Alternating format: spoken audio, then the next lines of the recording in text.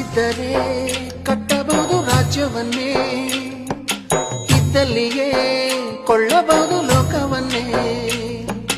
ತಾಯಿಯ ದಯ ಹನಿಯು ಸಿಗುವುದೇ ನಮ್ಮ, ಕೋಟಿ ಕೊಟ್ಟರು ಅದನ್ನು ತರುವ ಯಾರಮ್ಮ.